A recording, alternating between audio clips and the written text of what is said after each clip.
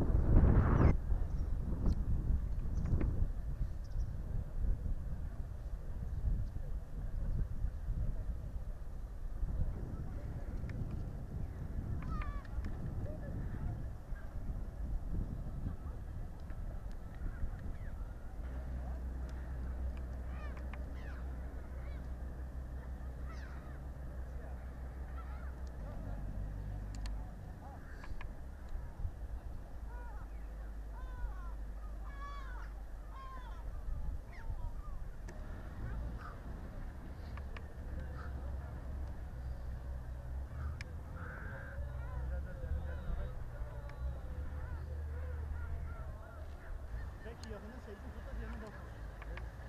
Değişiyor. Biri hep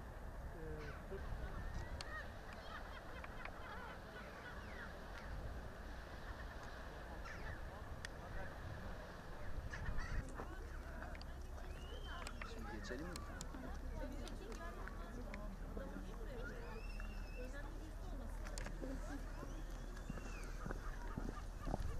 yani bir yukarı çıkmış bir kafa. Bunu nereye götürüyoruz bu arada? Ama benim aklıma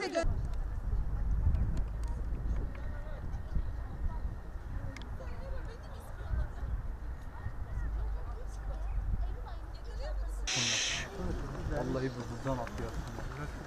Allah aşkına atlama, şimdi seni bekleyecekler ha. Çok sevdim gerçekten. Hani Van'ın en güzel yeri olabilir bence. Ki Edremit güzel güzel diyorduk. Edremit'e gezmeye gitmiştik ama beklentilerimi çok karşılamamıştı ama burası çok güzelmiş gerçekten. Hem gezmek için hem piknik alanı olarak çok güzel. Hem de manzara çok güzel gerçekten.